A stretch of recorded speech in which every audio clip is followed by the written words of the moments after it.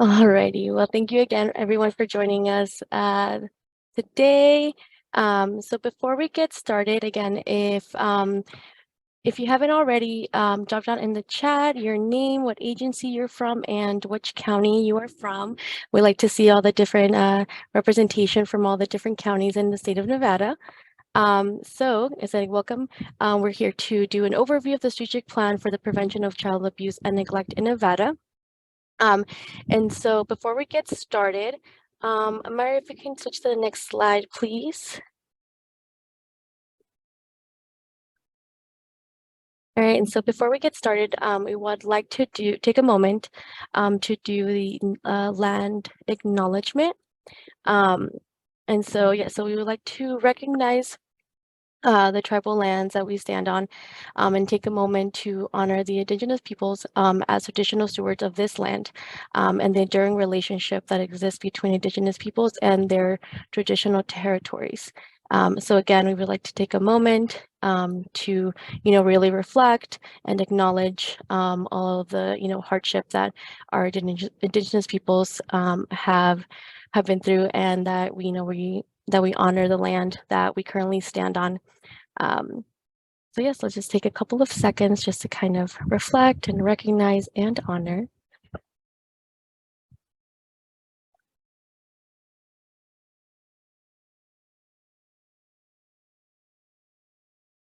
Alrighty, so we can go ahead and move to the next slide. And after this, I will go ahead and give some updates. So some of the updates that we have for Prevent Child Abuse Nevada. One of those being is we are going to have our Child Abuse and Prevention and Safety Conference. So we have a set date. So we have a save the date for June 13th, which I believe is a Tuesday, and it will be at Nevada State College here in Southern Nevada. We will be having more information regarding registration in the next week or so. So be out on the lookout for that. And then the second update is our pinwheels for prevention. So that ordering survey is still open, and we'll go ahead and drop down some of these links on the chat as well for you guys to have access. And we will also be sending them on our follow-up email after this. But yeah, so our Go Blue Day will be on April 7th. It is when we do the kickoff, and then we also do the pinwheel planting up in Carson City on the legislative grounds. So like I said, if you or your agency wants to hold an event, please feel free to reach out to us. And like I said, our ordering pinwheel survey is still open. And the last update that we have is our parent advisory group. So our parent advisory group application is still open. So we're recruiting for parents in rural and frontier communities. So we want to make sure that we get an equal representation, and get those voices from all the counties in the state of Nevada. So like I said, some of these links to some of these updates will be dropped down in the chat and will also be sent out in the follow-up email. Alrighty, so I think those are the updates that we have for today. And so I'm gonna go ahead and hand it off to Amanda. I believe Amanda is on. Hi, Amanda. So we'll go ahead and hand it off to Amanda to start our webinar today. Perfect, thank you. So we are here today to talk about and present our first statewide strategic plan to prevent child abuse and neglect in Nevada. So we were fortunate enough to work with the Division of Child and Family Services in the state in order to create this much needed plan so we could all have a unified approach in working towards the prevention of child maltreatment. So what we are going to do today is I'm going to start off by giving an overview of the work that we have done for the plan and how we got to what is the final strategic plan, and then I'm going to turn it over to my partner Myra, who's going to walk us through our the actual goals of the plan and kind of the next steps. So also, Michelle is going to drop in the link too. We do have both our the needs assessments, which I will discuss in a minute, as well as the strategic plan available on our website, fresh and available, so you all can look and download that to have it for yourselves. So the first thing that we wanted to do in the strategic plan is think about our a vision and a purpose that we could all again unify around. So the vision that we have is that children in every Nevada community will thrive in safe, stable, and nurturing environments and relationships. The current systems designed to serve families will effectively support all children and families in achieving their full potential. I can tell you that it was very clear to us going through this process, and is very important to us that we make sure that our family voice here is prioritized and that we are working to support families, because those are the systems with which our children live and thrive in. So we tried to make that a central approach. The purpose of our plan, so the strategic plan for the prevention of child maltreatment in Nevada, will work as a guiding tool to strengthen prevention efforts in our state. One of the main outcomes of the strategic plan is to ensure alignment on common purpose. The development of the plan will ensure coordination of efforts and strive for an equitable distribution of funds to meet the needs of families in every community in Nevada. So hopefully that this vision and this purpose resonates with you. They were stemmed out of the work that we did in the community in order to gather information to put this plan together, which is actually what we will talk a little bit about next. Well, actually, we'll talk about this first, and then we'll talk about the how we collected the data next. Sorry.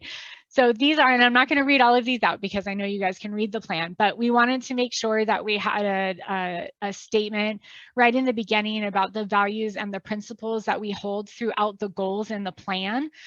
So that way, for every goal that we're reading through the plan and the work that's done, the objectives that are under the goals, and how we achieve these objectives, these are the values and the principles we should hold while moving forward throughout the plan. So they apply to every goal, every objective, and all of our actions and our activities. So again, this is stated in the plan, so I won't go through and read all of them for you, but just remember that as we're going through the goals and as you're reading those, that this is key and a central part to moving that work forward. All right, now we'll talk about some of the methods that we use to create the strategic plan. So before we started the strategic plan, our first step was to do a statewide needs assessment on the prevention of abuse and neglect. And as part of the Nevada Institute for Children's Research and Policy under the School of Public Health at UNLV, we have conducted a lot of needs assessments for the community. We participated in a lot of needs assessments for the community, and we know that that information overlaps because, again, we live and work within systems that impact each other. They're not siloed or isolated, even though we're working to better coordinate and collaborate. So before we reached out to our partners and reached out to parents for data, we said we need to look at the existing needs assessments that have been done, at least within the past 5 years, in order to not replicate or duplicate the existing work, so that way we don't overtax our families and our partners, our organizations that are partnering. So we wanted to make sure that we valued the existing knowledge that was out there, the existing feedback that was already given towards these areas.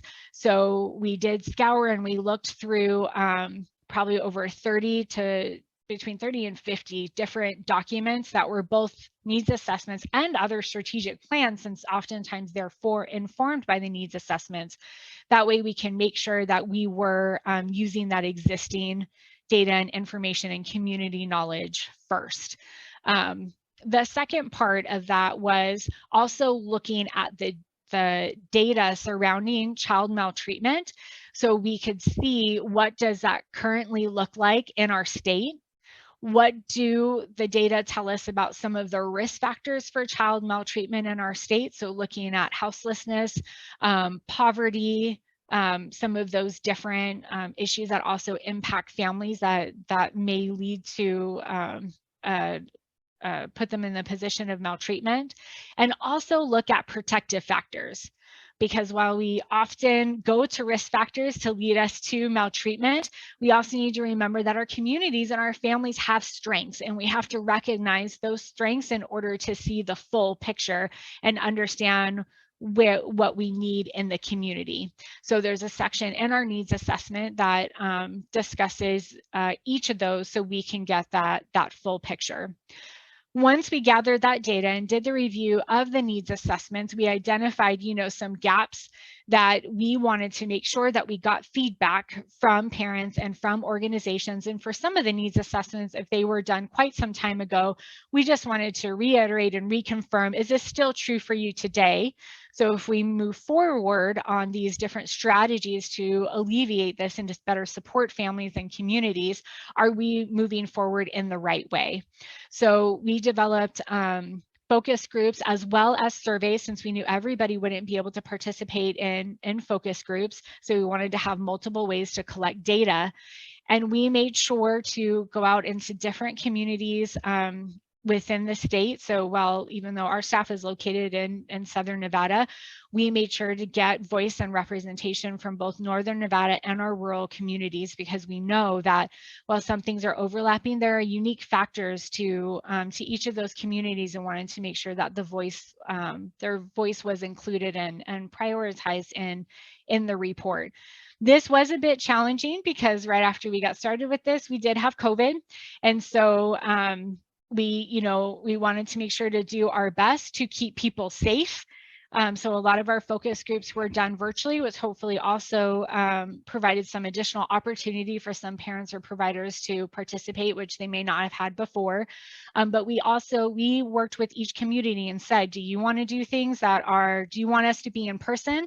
Is that important for you in your community? Or do you want to be online? Or do you want to just do the survey? We wanted to make sure that we did what was best for each community and respect their boundaries. So you can look into our report. I want to make sure we have time to go through all of this today. So you can see which communities we did focus groups on. We have the focus groups questions there so that we were transparent, both the questions for that and the surveys. And you can see the results for the providers and the parents. So you can see what their voice was. And we encourage you to use the needs assessment and that data that are in there, because it's so rich, to help you look at your programs and your services and to see what you can gather out of that too. And then hopefully, you can use that for your grant writing. If you're looking to seek additional funds, hopefully that will be a resource for you, that we have something specific to child abuse and neglect for our state. So after we did the needs assessment, we wanted to make sure that we not only gathered data for the needs assessment, and from that we pulled out different what the goals that we thought were the main goals for our state moving forward for our strategic plan. So we said, okay, this is what we gathered from the data, but let's go back to the community and back to those groups and say, okay, you told us these were your needs, this is what we heard, and these are the priorities that we heard, and these are the goals that we came up with. And we went back to those parents and caregivers and stakeholders to ask them if these goals resonated for them, if we needed to change, and what are some of those strategies that we could do to meet those goals. So we wanted to get that feedback from providers and parents throughout the process. So they did review these goals and the priorities under this before we finalized this, to make sure again that we were doing this with community voice throughout. So those were an overview of the main process that we use to put this report together. Again, we have a broad description of this in the strategic plan, and then we have the whole needs assessment you can go to flip through at your leisure for nice weekend reading. We highly recommend it. So. And I think, if I'm not wrong, I'm turning it over to Myra to review our goals. Sorry, trying to find my unmute button. There we go.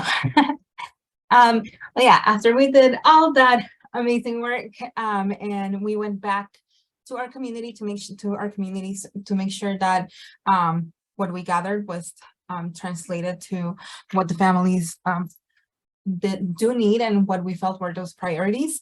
Then we work together to build a strategic plan. And the strategic plan is available on the website, and it states the 5 overarching goals that we have. So right now, what I'm going to do is I'm going to go one by one.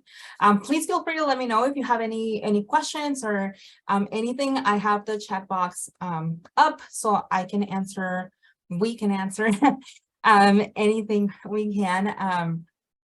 And if we don't have an answer, we'll get back to you for sure. But the reason why we have these goals is for us as prevention agencies to have some sort of way to streamline and make sure that what we are doing and the services that we are offering and our approaches are reflecting to those needs of the community. So it is for us to be more intentional in our efforts and the culture that we are bringing up as prevention agencies.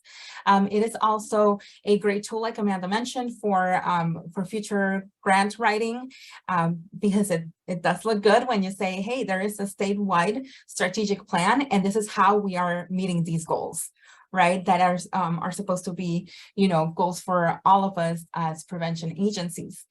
So we are hoping that that is also a tool that can benefit you as well in that area. And that's related to the goal number 1, which is to increase funding for primary prevention efforts. If you've been in this field for a while, you know that funding is very limited, and there's just so much that you can do with what is currently in place. So we got to get creative, right? And what we are trying to do with this goal is find ways where we can expand funding for agencies that are serving families and are providing those preventative services. So some of the examples on how to meet this goal would be to have more participation of advocacy groups and coalitions that help find diverse funding sources. It can be having a statewide like mass communication where we share with statewide prevention agencies of upcoming grant opportunities. So for example, if us as Prevent Child Abuse Nevada, we get an email about a grant for families in rural and frontier areas that that want to strengthen their parenting skills, or that it is to prevent neglect by providing concrete supports. Well, okay, that may not apply directly to the work that we do, but we know that there are agencies out there that are prevention services that can use that. So for it to be to have somewhat of that network where we're communicating with each other, and there is some information, like some more information and connection with grant opportunities that you could apply. And we do want to foster more partnerships, not only for CBCAP and CTF and other, but also other funding sources, so that we can complement programming, so that agencies are not relying only on CBCAP funding or only on CTF funding, that they can receive support from other funding sources as well. And going along with that, it is also to increase awareness of child abuse prevention and the importance of preventing child maltreatment in a community and societal level. So that would be increasing participation for Pinwheels for Prevention, really having more of those positive community norms and more of that, increased awareness, so that hopefully we can engage more with businesses and other organizations in other places like health insurances that can provide additional funding. So to increase awareness in order to connect more additional resources for prevention agencies. And then lastly, when it comes to this goal, is to also consider equity in how we are funding urban, rural, and frontier areas. So when grants are being awarded, and this one is more for grantors, right? So for grantors to really consider the different regions in our state and have considerations that that make sense for those areas, right? So for example, if in rural and frontier areas, especially in frontier areas, we know that there may be a struggle to find, employees and work that are that have the capacity to have the certification and the training that they need for the position, right? So it would be to provide that additional support and understand that sometimes there may be an increase of the funding needed to have workforce retention and recruitment. Not only that, but if we even look at the range of services, we know that there in frontier and rural areas, there may be that additional need to increase that funding so that can be provided. A wider range of services can be provided, or transportation can be provided for families to access certain services. And that when it comes to reporting too, that there's going to be that there may not be the same amount of children and families served. It will not be, right? If you are in a smaller community compared to if you are in Washoe or Clark County. So for grantors to have that into consideration and know that frontier and rural communities do need support, and they need that also that additional support that is meant to meet those needs of those particular communities. So that is the main, some of the main components of Goal 1. Does anyone have any questions about Goal 1 before I move forward? Okay, perfect. I don't see anyone raising their hands either, right? Awesome. Okay, so goal number 2 is to increase protective factors while reducing child abuse and neglect risk factors. Families really shared with us the need to focus on protective factors and to really give opportunities for families to learn and strengthen their skills to be the best parents they can be. Not only that, parents really shared the need for concrete supports before they are in crisis. So one of the biggest comments that we got throughout all the different focus groups that we did is that although we are, prevention serving agencies, a lot of the services that we provide, there needs to be some sort of requirements for it. And usually it is once you're already in a crisis that you can apply for these services, that you can receive certain supports. So the need for more universal services was brought up, and the need for true prevention, primary prevention services before anything happens, that families don't need to be in a crisis in order to qualify for support. So when it comes to protective factors, we're using the Friends network protective factors, which are the knowledge of parenting, concrete supports, resiliency, nurturing and attachment, social support, and children's social and emotional development. So when it comes to us as prevention agencies, it's important that we look at the protective factors and see how they are implemented in our work. How do they translate with the services that we are providing? Along with that, other ways to meet this goal or to work towards meeting this goal is to increase availability of services during non-traditional hours. So having services or some sort of support during evenings or weekends. We know that families have different schedules, parents have different schedules, and a lot of us are Monday through Friday, 9 to 5, and it may be very difficult for them to access resources if they don't have they don't have that opportunity during those times. So for there to be some flexibility, it doesn't mean necessarily that you have to be a 24/7 agency, right? But that there is some sort of open door for them, whether it's, you're contacting us, while we're closed, please leave us a message, please submit a form. You can complete this form requesting a call back, and we can try to arrange that. And maybe if they need a call around 6 p.m. or 7 p.m., one of your staff members can help by giving them a call around that time and being more flexible with the support that we can provide to them. It also involves strategizing awareness efforts, and to ensure that the resources that we have and the referrals that we do are going to be inclusive and accessible to all families, including families that have a parent or a child with a disability, for fathers, for families that are houseless, LGBTQIA+ families, single parents, and then youth.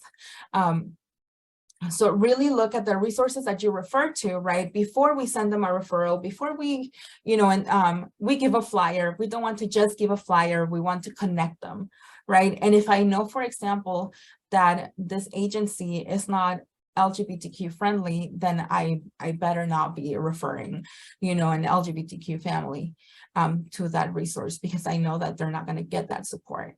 Right. But we won't know unless we're connecting with those agencies before we do the referral. So we really want to work on those warm handoffs and connecting with families during that referral process, so that they feel welcomed and they feel supported throughout that journey.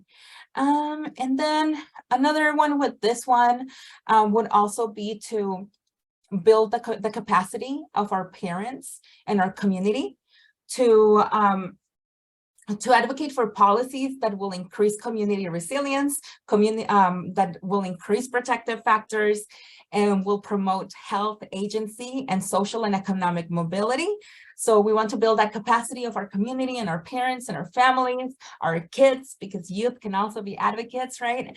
And work towards promoting family-friendly policies, right? Like flexible work hours and paid family leave, having stable, affordable, and dignified housing, having living wages, thriving wages, I like to call that, having prompt services for birthing parents, such as home visiting programs, or some sort of program that connects with them, as soon as they give the child, the parent gives birth to the child, that they have some support. Affordable and high quality childcare, and accessible mental health support for youth and adults. So these are some of the topics that we really would like to help provide that capacity building for advocacy, because we know that this will also help in increasing those protective factors and reducing risk. What you can do as an agency too is look at your agency, right?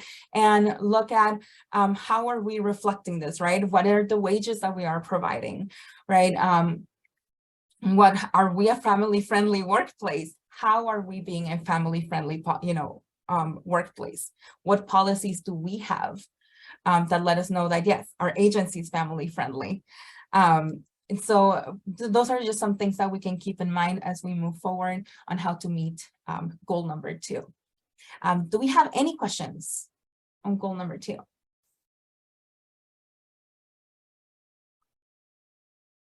No? Are y'all with me?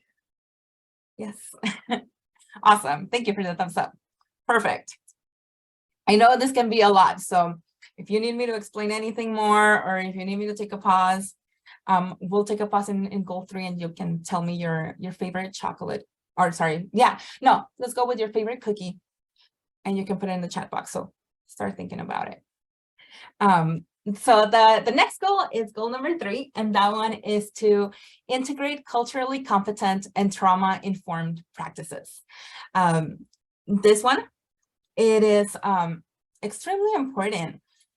Because a lot of families and parents share that when they would go reach out for assistance or for support to agencies, they really struggled in feeling heard and feeling welcomed, and in in feeling understood in their situation. Many shared that they felt that, you know, the interactions with, you know, family serving professionals were, and this was not all the time, but it was a consistent comment, you know, where but they felt judged, and they felt like they didn't understand the situation that they were in, that they were not being empathetic on what they were going through, and that they felt that it was expected of them to know how to navigate the system, where they had no idea. They had no idea, you know, what they had to do if there was family separation, you know, child separation. They didn't know what they had to do to get their kids back, or how to achieve that. Sometimes they would not get anything on what they needed to do, or they would just get a list and say, you need to make this happen, but not where to go to make this happen. So they felt like out of and like with no support. They felt like their culture, not only and this goes beyond also race and ethnicity. It was, oh, sorry, let me go back. There we go. It's also with their family culture, that they wouldn't care to listen to their family culture and what they wanted for their kids. And for their family as goals. So from all that feedback, goal 3 came to be, where we really want for providers and for agencies to really look at how we can be, you know, culturally competent. And we know we're never truly, you know, fully culturally competent, because cultures continue to change and evolve, right? And there's just so much to know, and we can always learn and unlearn and grow. But really look at where we are at with our cultural competency. Are we exercising cultural humility? Am I able to understand, you know, terms? Am I able to serve a gender fluid person? Right? And how to, you know, do I have the strategies and the tools that I need so that I can provide the best support for them? Right? And when it comes to trauma-informed practices, it's, do I really, you know, understand what is trauma? Do I understand how that can affect, you know, responses, how can that affect behavior, right? Am I able to understand that and understand how healing can take time and it's not linear, right? And am I able to come to work and really serve families, you know, from a place of understanding, you know, or am I having a struggle with that? You know, it's a lot of introspection, and it's a lot of evaluation for our agency overall. So some of the things to meet this goal involves that, you know, self-awareness and, you know, agency evaluation. We also want to make sure that we are expanding the diversity of our staff, right? We would like for staff to be culturally representative of our communities, right? If we have, you know, communities that we have like a large refugee community, you know, do we have a staff that, you know, is a refugee or comes from, you know, a refugee family? And if so, you know, if we don't, then is there something that we're missing here, right? Because, for example, if we look, you know, and it doesn't mean that it has to mirror it, right? That we have to mirror exactly, you know, what the demographics are, but saying, okay, well, if we do serve a lot of, you know, this community, so why don't we have someone employed that is from that community? Are we recruiting in the right places? Should we be more intentional in recruiting, right? How are we letting people know about job opportunities with us, for example? And it also involves, you know, I know a lot of agencies are doing this, and I absolutely love this when you have peer programs and peer mentorship. And I love that, because that is also a way to help, you know, increase cultural competency and trauma, and be more trauma informed, because people who have that lived experience are able to understand the situation a bit more, right? So going along with that, it's also to build the capacity of peer mentors and those participating in peer programs so that they can become full-time employees, right? And grow your employees to take leadership roles in the organization. Increasing and going along with that, if we go into rural and frontier areas, we also would in this plan, we added to grow the community, especially, everywhere it's important, but especially in rural and frontier areas, to be able to have that flexible funding and that support to grow youth that are interested in having a career that involves, prevention, family serving, or being part of family serving agencies, and build them up, right? And provide those opportunities for growth and career development. Another one from this one, and we have more, please feel free to look at the strategic plan. We want you to do that. But when it comes to training, because training is important, we really are encouraging agencies to take cultural competency training, right? And trauma informed, and we have resources for you. There are agencies out there that provide, training for you, and we will be sharing that with you as well. We know that there are already programs that you may already be part of and enroll, and that is absolutely fine. And what we want is for everyone, every employee in family serving agencies to have periodic training on cultural competence and humility, on the history of discriminatory systems and of systemic oppression, on social justice, on equity and liberation, on adverse childhood experiences, toxic stress, positive childhood experiences, trauma-informed practices, and holistic approaches. So ideally, in a perfect world, all staff in any family serving agencies would have this training. So this is something that we want to strive to do, where all employees have this knowledge, because we know that knowledge on these areas will have positive outcomes, will create better engagement and better communication with families, and will have better outcomes overall for our families and community. I think that is it for that one. So yeah, just to wrap up on this one, especially for agencies that are receiving, CBCAP funding, we want them to have a cultural competence self-assessment periodically, to adopt and demonstrate culturally competent standards of practice, and to conduct trauma-informed agency assessment to assure that they are not compounding the harm of ACEs and are promoting positive childhood experiences. So do we have any questions on goal number 3? No. Perfect. We only have 2 more goals, and then they're going to be shorter. But oh,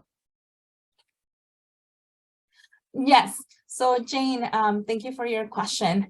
On the email that Michelle will be sending you all, I will send you some links on different trainings that are out there, and they all last for different periods of time for subgrantees. And we do provide a training, and we're working with Yara, Seth, and Kelsey in DCFS to be able to provide some of that cultural competency training, which is the one for us. It can be from 1.5 to 2 hours. And for most of them are staff oriented, but there can be some for board oriented. And I think it's just communicating with those agencies and letting them know who is the audience that will be attending. For us, we do tweak the presentation depending on who, who are we giving the training to. But yeah, we'll make sure to give you more information on that for sure. Okay, so let's take a little break, and I want you to tell me, what is your favorite cookie? And while you're typing and waiting in this little break, I want you to roll your shoulders and your neck and head and just relax a little bit for me. Snickerdoodle, chocolate chip, oatmeal butterscotch. I've never heard that one. Chunky, yes, chunky chocolate chip. For me, yes, that one is beautiful. All cookies are your favorite, Jana said. That's how I feel about bagels. And that's why I cannot have bagels, because I will eat all the bagels. I love them all. Walnut cookie, Oreo snickerdoodle, maple, Oreos. I think Oreos are a classic. Fun fact for me, I used to hate Oreos when I was little. I didn't like the flavor of them. I'll go like that, I don't like them. And then somewhere between my 25th and 27th birthday, I was like, oh, bad, like them. And now I do like Oreos. So our taste buds can change. Ginger snaps, I love it. I love all the vegan cookie options and gluten-free options. Yes, that's great. Girl Scout Thin Mints, and when you put them in the fridge or in the freezer, oof, I love those too. All right, well, thank you for sharing with me. Hopefully I gave you a little mental break from all the info we're going. And make sure you stretch out and you relax a little bit.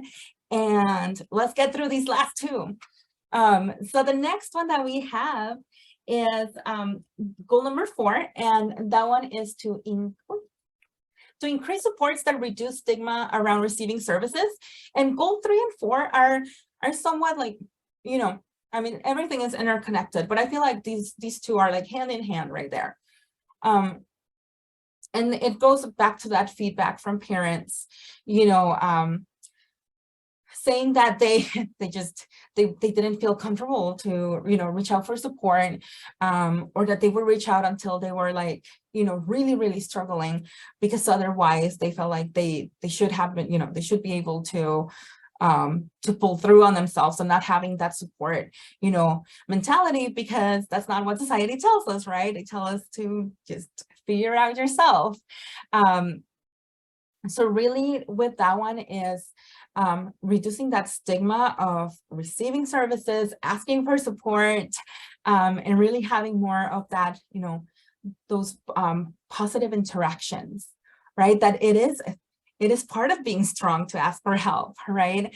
And we would get feedback from some parents when we're doing interviews and feedback sessions that said, you know, like, oh, I can see how this can benefit my families here, like, but it doesn't apply to me, right? And they would, some parents would just really make like statements like that, like, I can see that this would be helpful, but it's not for me. It's not relevant for me. Which that also shows, right? That resistance, or that view of, you know, I should not be asking for help, right? Or this is not something common that should happen. We're, you know, as prevention agencies, we want that to be common, right? If you need help, come over here. Let's help you out. Let's, you know, or even before you need help, right? You want to learn how to be the best parent you can be, how to look for, you know, strategies to keep your family healthy. You know, your family is healthy, but you want to continue that. Let's go. Let's increase that. Let's support that. Let's strengthen that. So that's what this goal is about. Some of the strategies that we have for you is to increase universal services, to receive prompt support when they need it, before having to meet any requirements. That means that we are providing support, and we don't say, well, how much are you making, right? Or we're not saying, for example, well, you know, what's your zip code, right? So universal services are, okay, you need help? Let's do this. And we know that a lot of this, you know, comes from grants and the limitations of grants. And that's why this is also for grantors, right? And for us to look at that flexibility and funding, so that we can provide more of those wide services to anyone that needs them before they are in a crisis, right? Having child-friendly spaces. So looking at your agency and saying, okay, how is my agency child-friendly?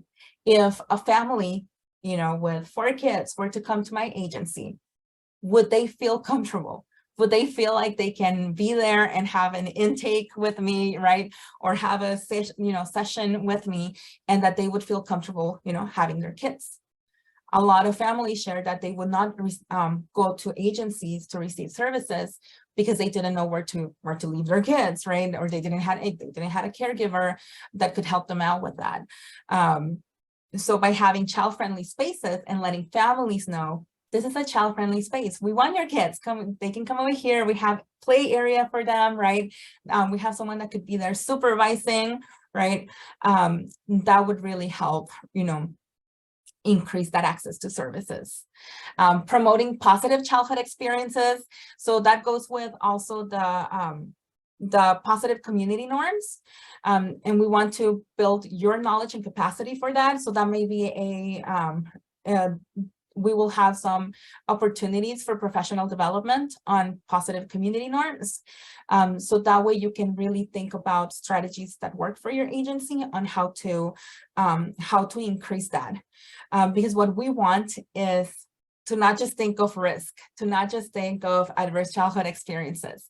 We want to think about, okay, not what's wrong, but what is strong, right? And what can we continue on strengthening? So whether that is, having child-friendly spaces, looking at your materials, looking at the language in your materials, right? How are we giving positive experiences to our families here? Those are really important things to think about.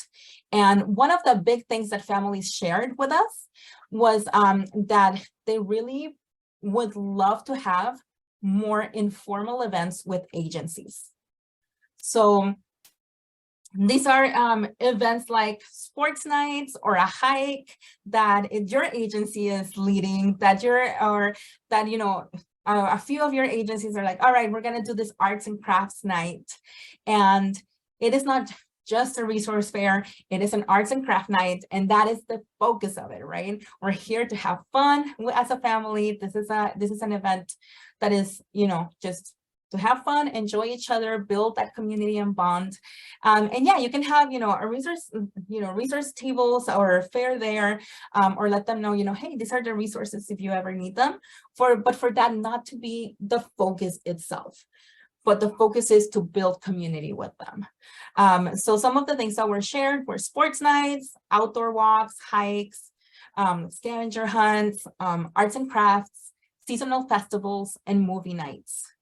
So if you're looking for some creative ideas, let us know. We're happy to help you there.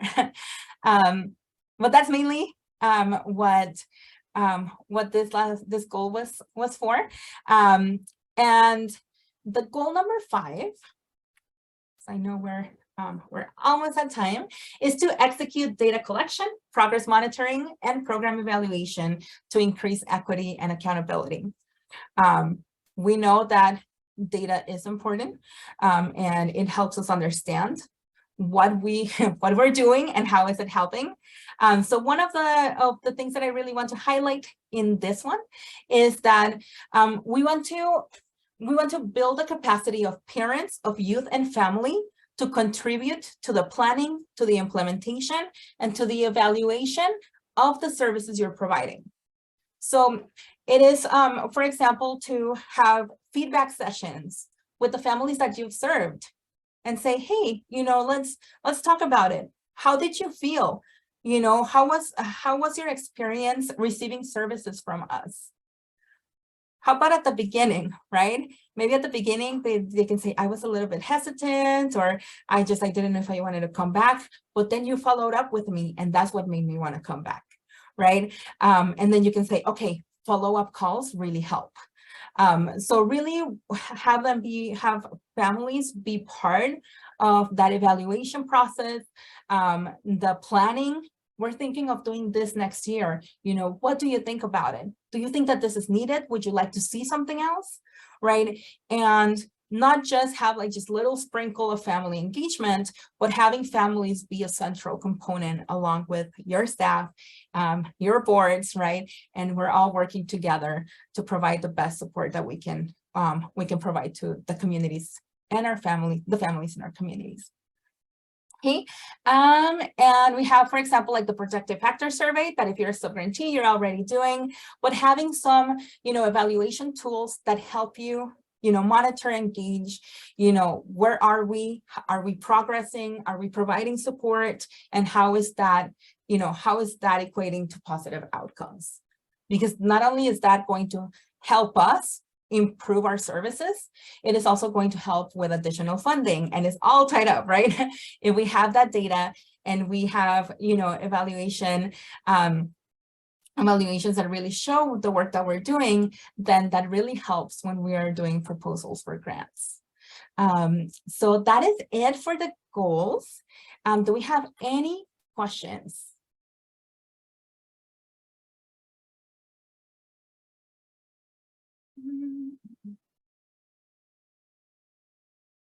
Awesome. Thank you for sharing, Leanne. I appreciate it.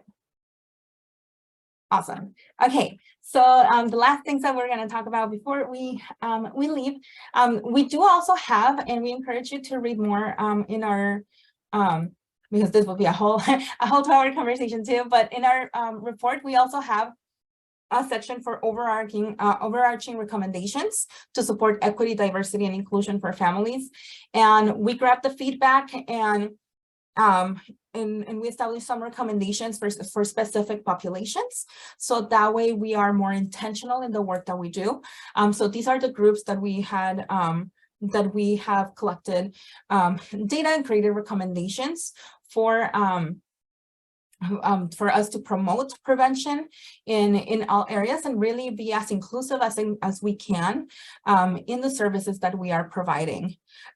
So have that sense of belonging and promote healthy interactions with all populations. So yes, please read more on that one. And if you need additional assistance or want to talk more about how to do this, how to implement this, we are happy to provide assistance. So we do have technical assistance available. You know, thanks to, you know, Jen and Kelsey with DCFS, you know, we are able to provide technical assistance to help you implement this. And, you know, for you to be the best professional you can be, for your agency to be the best agency it can be in supporting families. So we do have in-person technical assistance and also virtual. And we, along with that, if we go to you or we're meeting, we also have professional development opportunities and community training, like the cultural competence training, if that is something that you are interested, if it is a need that you have for your agency, we are happy to provide that for you. So along with that, if you do need technical assistance, you know, we have a question on the survey for that. But that is it for information. Do we have any questions or any comments? Please complete the survey, and in the survey we have the question if you want additional technical assistance. So please make sure you put your email if you do want to talk more about it, and we'll send you the interest form for technical assistance and we can get it scheduled. Other than that, does anyone have any questions? Anything we can clarify for you?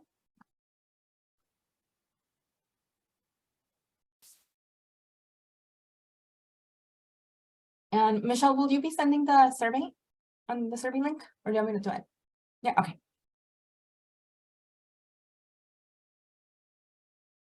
I know I have the QR code, but for some, the QR codes don't work that well. I know for me, I struggle, so just want to make sure you also have the link before you leave. So please complete the survey, especially if you are a sub-grantee. We really need your evaluation, your feedback on it, but also, you know, for you to tell us if you would like technical assistance. Is there anything I'm missing, Amanda? Nope, I just hope that I said we worked hard to make sure that we put technical assistance in our budget and that we could do it in person for those who want it, and we only have that through June 30th. So that's why we have the deadline to sign up for that in the next week and a half. That way for, you know, for those in different areas of the state, we can make sure that we've got time to coordinate with you to find dates for to travel up and provide that. So we look forward to being able to continue to build relationships as the community and be out and around the state. So we hope that you'll find that useful and to sign up. Yeah. Yeah, so other than that, thank you so much for joining us today. We appreciate you very much. We hope that you find this tool useful, and please reach out to us if you need any assistance or creative mind or just Shark Tank session on how to best implement the strategic plan. We're happy to provide, you know, any assistance and support that we can. But thank you so much for joining us, and I hope you have a great rest of your day.